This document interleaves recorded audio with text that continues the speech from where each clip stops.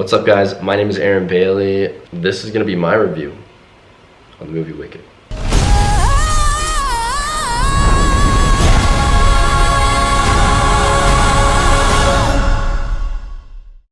So I just saw Wicked over Thanksgiving weekend with my extended family, and you know, I wasn't like so excited to see the movie. I don't really like musicals that much. I don't dislike them, but I don't love them.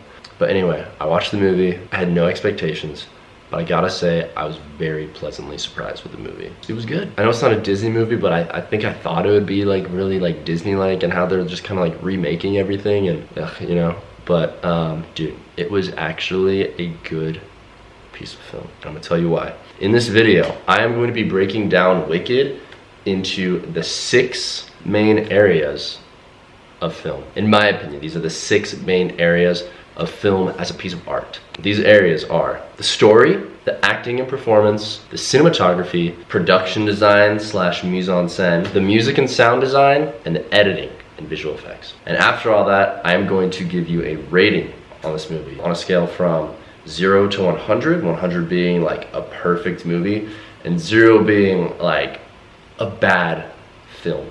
I will try not to be rating this based on personal preference in terms of like the subject matter and the story, because really this is not the kind of movie that I usually would like, not the kind of story that I love, but I think the film was so well made, and that will give it definitely some points, and that's really the main way that I'm rating this. So without further ado, let's jump into the first one, story. So this story was obviously based off of an original Broadway play, which is based off of a book by Gregory Maguire. The Broadway play was written by Winnie Holzman, and the music was written and composed by Stephen Schwartz. Funny enough, Winnie Holzman, who wrote the play, and Stephen Schwartz, who wrote the music for the play, also wrote the script and the music for the film. Then again, I don't know if the music in the film was really any different than the music in the actual play, but you know, I don't know. I haven't seen the play. I haven't seen the play at all.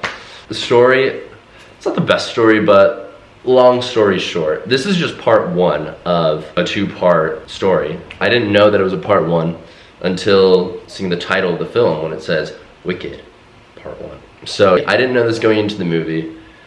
It's 2 hours and 40 minutes long, and the full play is 2 hours and 45 minutes, and that's including a 15-minute intermission. So really, the whole play is like 2 hours and 30 minutes of story. But just part 1 of the movie was 10 minutes longer than the entire story. So again, I haven't seen the original play, so I don't know what they stretched out from the first part of the play to make it such a long first part movie. But you know, it really didn't feel that long to me. Honestly, I'm embarrassed to say this, but there is a part in the movie where the main characters, Galinda and Elphaba, are at like, it's almost like a high school dance, but for like their university. There was a moment there where it felt like, wow, this movie could end right here. This feels wholesome. You know, now that I've seen the beginning of the movie, I know that this is a part 1. It feels like it could end right here. But no, there was so much left. That was really just the midpoint of the movie. But anyway, what the movie's about, real quick, it's about Galinda, the good witch, and Elphaba, the wicked witch, and how they went to Shiz University together and they became friends. This wicked witch that I'm talking about is the wicked witch that we all know and hate from the original Wizard of Oz. And we know that Dorothy throws water on her and melts her and she dies. And the movie starts out with the wicked witch having already died, and all the munchkins celebrate, blah blah blah. Galinda, the good witch, I guess shares the news to the munchkins, and she has to go to the Emerald City to like celebrate, like she's like needed for this. Before she goes, some of the munchkins are like, wait, you guys were friends? And then, yeah, Galinda tells the story, and the whole movie is a flashback of when they were in college and how they became friends and how Elphaba became the Wicked Witch. So, you know, it was cool. There's obviously a lot more of that. That's just kind of just the gist of the movie. I don't think the story, honestly, is like spectacular. I like art. I like things that have a lot of depth. There is some depth in this movie in terms of like the themes of acceptance. There's some very true morals in this movie. But I mean, like, you know, it's done in a very theatrical way, which I do admire from director John M. Chu. He really stayed true to preserving that theater, that musical theater type of vibe.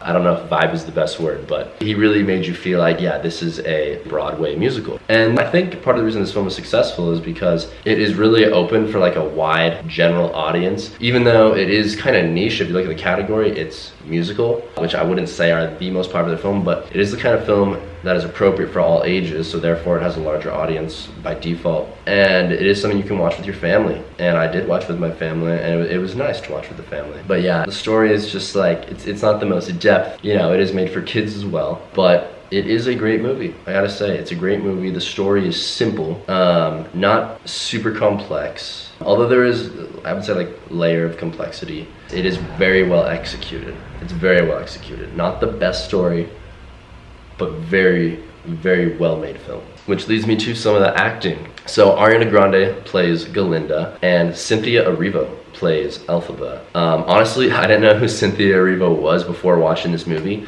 and while I was watching it, I was thinking like, who's this actress? Like, you know, she's good. Why have I never heard of her before? So I figured maybe she's like an American Broadway actress, and this is like her big break. But like, it turns out Cynthia Erivo is totally British. She's got a British accent. She's from Britain, got the full accent, like a thick accent. And also, at the time of making this video and my research, she's 37 years old, which is like, oh wow, I thought she was, I'm not saying that's old, but I thought she was a lot younger than that. But yeah, her American accent totally fooled me. Really good American accent, very good acting, very good singing by her. And Ariana Grande. Turns out both of their vocal performances were captured live on set, so they didn't lip sync, which I think is also another way that John M. Chu really paid homage to the art of musical theater and live performance. So that was really cool, and I respect the film all the more just for that.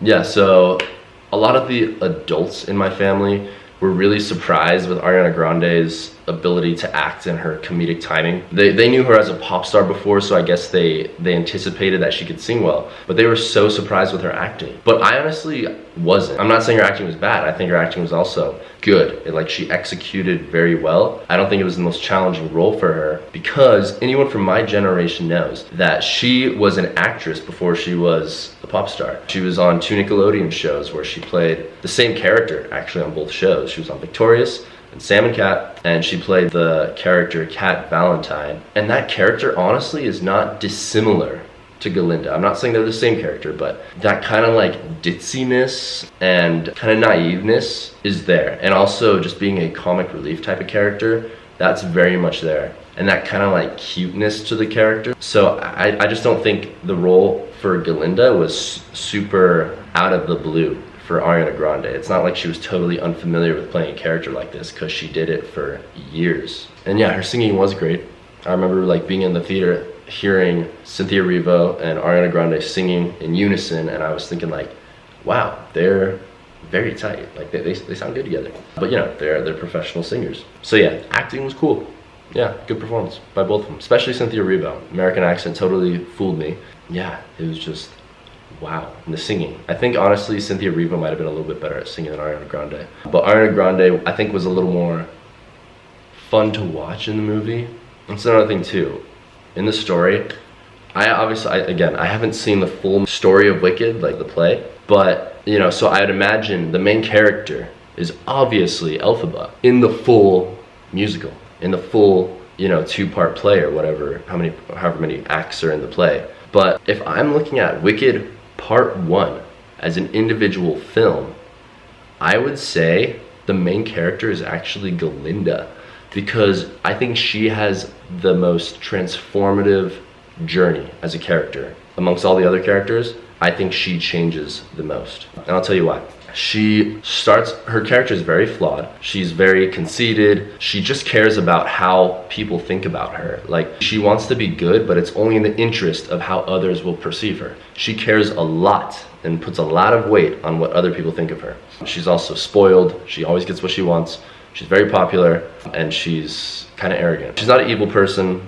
She does try to be good, and she has a clear goal in the film as a character of wanting to be a sorcerer, like a witch. And obviously in this world, that's like a thing, like witches and talking animals, and the animals even like teach their professors at the university, and they like teach the students, and magic is a thing, and it's a fantasy world. So anyway, she wants to be a witch, but she has absolutely no talent. On the other hand, Elphaba has so much talent. She's able to produce magic only when she gets like mad, but she's very good at it and she has like a lot of power with it. But the thing is, nobody likes her. She's the most unpopular person, not really just in the school, but like she's the most unpopular person in Oz. Nobody likes her because of her green skin, which I think is kind of like a hole in the story, because again, the setting of this story is a fantasy world where there's talking animals, there's people with weird mustaches and facial hair and really weird styles, and there's magic and witches and stuff. So is someone with green skin really that weird in a world like that? And even if they were, why does everyone in society, like, why are they like repulsed by her and like don't like her for it? Like I thought the Munchkin people would be kind, you know, and be like, oh, she has green skin. That's another thing too. This world has like Munchkin people. It's like a normal thing. And then they see a green skin person, they're like, oh my god.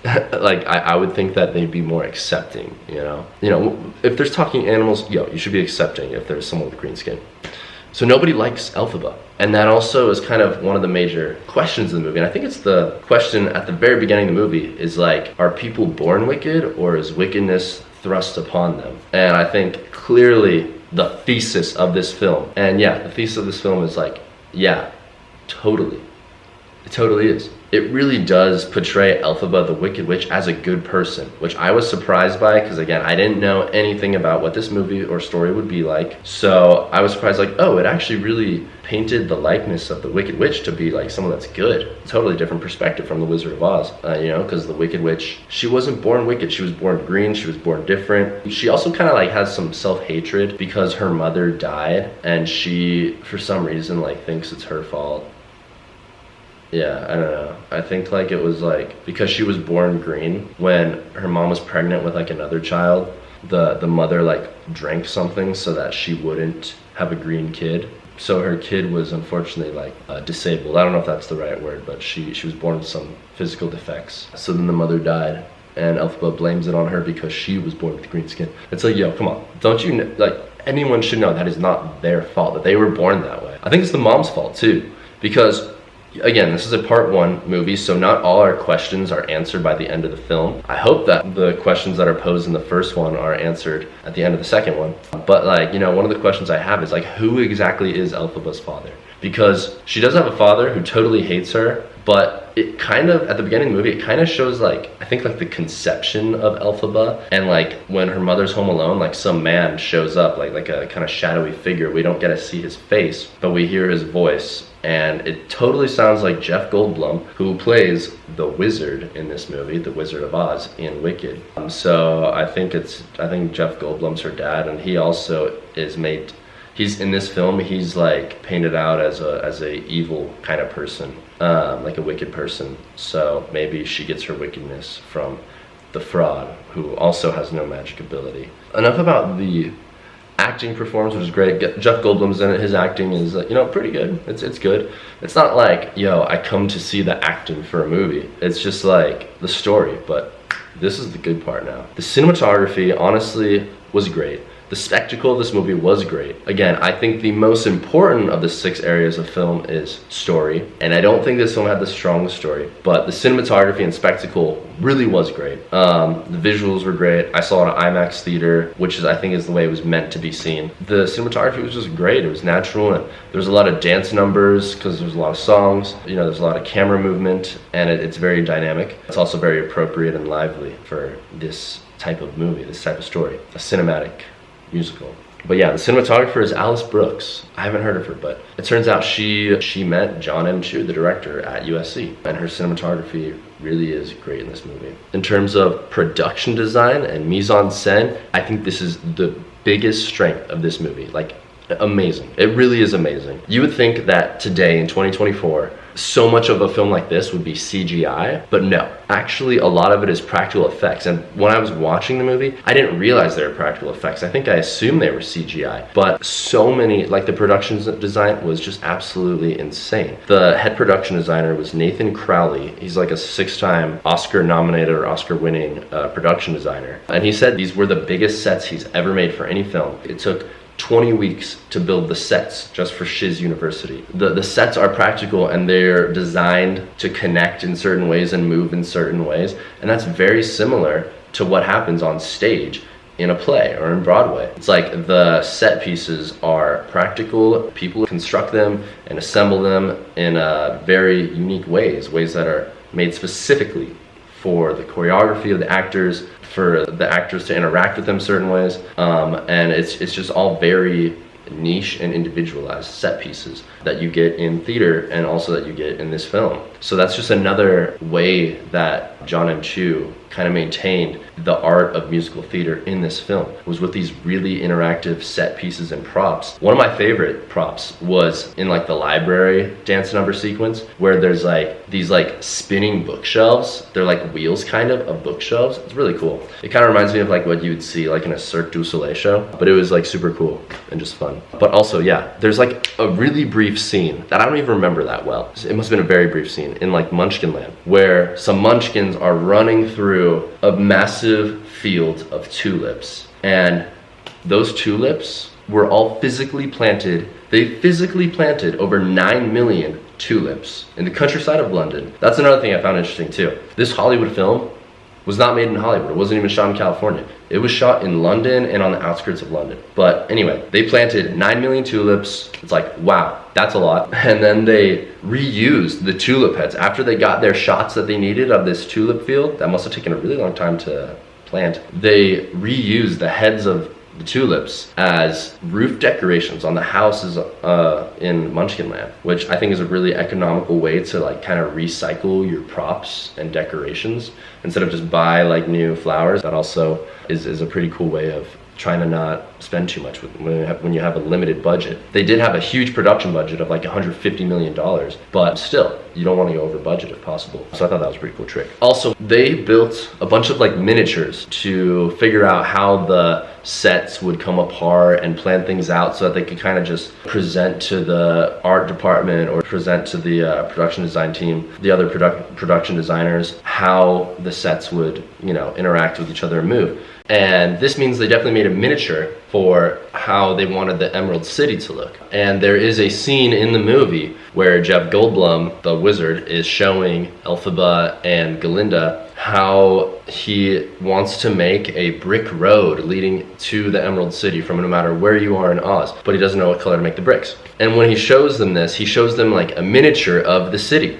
And I can't help but think, maybe the production design team, they're recycling flowers that way. Maybe this miniature that we see in the movie is the actual miniature that they built to plan things out. Maybe they just threw it in the movie in front of the camera. I don't have that confirmed, but I just speculate that. Anyway, the production design in this film is seriously so amazing. It's so state-of-the-art. Someone can seriously make an entire video essay just about the production design in Wicked alone. Also, while we're kind of talking about the mise-en-scene and what you see in front of the camera, you know, I was wondering the whole time, how did they get Cynthia Erivo's skin to be green like this? I kind of assumed that it was done, you know, through the computer somehow, but it turns out she was just wearing green paint, like green makeup the entire time. And it looked really natural. Like it looked, obviously no one has green skin, but it looked realistic. If someone were to have green skin, that's what I think it would look like. We can thank Frances Hannon for that. She was the lead makeup artist on the film. And yeah, really the makeup is great. It's nothing like, oh my gosh, so amazing, but you know, another thing too.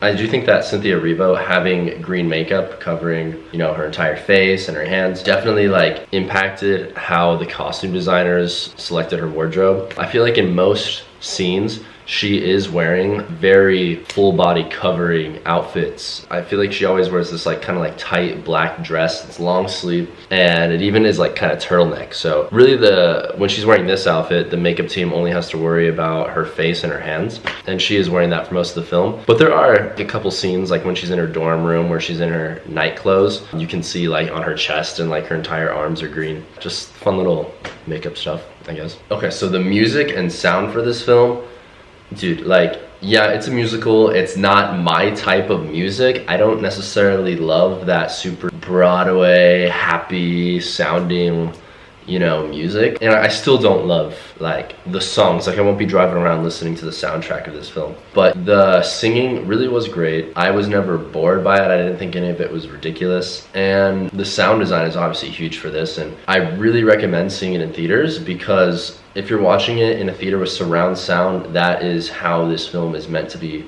watched and listened to. So I'm very happy that I did watch it in the theater for that reason. But yeah, the music and sound, it's great, you know. Just decide for yourself. There's no reason to overanalyze it right now. Like it's good. It's good.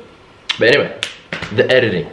I gotta tell you about the editing and the visual effects. Obviously there are some visual effects and animation here, and it's great, you know, the animals are definitely CGI. And I didn't think they looked super amazing, but that's just really me being picky. It is enough. And I really don't love the mindset of like, I really don't love the mindset of, I just realized my background wasn't playing, but whatever, I said too much golden stuff, I'm not gonna redo it. The animation isn't like the most amazing I've ever seen, but you know, it's good enough. And I'm not one to love that mentality of, oh, it's good enough, but you know, really it is like, it's good enough. So yeah, the editing though, you know, obviously this is a major Hollywood production. They can afford, with their budget, they can afford the best of the best for department heads of all 6 of these categories. But the editing felt great, you know, it was fine. But I do feel like, although the movie is 2 hours and 40 minutes, I feel like some parts of it move too fast. Whenever we would come out of a scene, not every time, but sometimes when we would come out of a scene, we would just kind of rush into the next scene, and I'm still processing the information from the preceding scene. So I just feel like the pacing of the editing was a little too fast at times. It didn't really give us enough time, at least me, to like digest the information that we just got out of the last scene. And we just kind of are thrown into the next scene like without having time to, you know, that interactive part of watching a film where you're making your own thoughts and wondering your own things. And I feel like I wanted a little bit of time to do that, but you know, they just kind of rushed in, and I don't blame them for rushing between scenes and transitions, because the film is already 2 hours and 40 minutes long and it felt rushed to me. That's just my opinion though. I can sit, for me, 2 hours 40 minutes is not too long. Some people really hate too long with movies. I feel like most people do actually, but I love watching movies so much. Like 3 hours and 30 minutes, I'd say, is where it gets a little too long for me. Anyway, now is the time to rate the film. So I'll be rating this film on a scale of 0 to 100. 0 being like an F, like really bad. 100 being like perfect. So it's not like in school where it's, you know, a 59% on a test is an F and still a 30% is an F and a 0% is an F. And I'll be rating this not necessarily based on how much I enjoyed it, but more about how much I appreciate this film as a piece of art and a quality film. So, drum roll. I'm giving this film an 88 out of 100. Doing research on the film and how it was made, which is what I'm most interested in films as an aspiring filmmaker, but doing research on it really made me appreciate the work that went into it, and just like the attention to detail really was very impressive. And I really respect how John M. Chu told the story and the way he used these 6 areas of film to turn this story into a cinematic piece of art. So anyway, those are my thoughts on the film. I really appreciate you taking the time to listen to my thoughts on the film, and I would love to hear your thoughts. If you haven't seen the movie, I really recommend you see the movie. If you already have, please let me know what you thought. And if you haven't, watch it, come back, let me know what you thought, and enjoy the movie. Thank you guys so much for listening. Bye.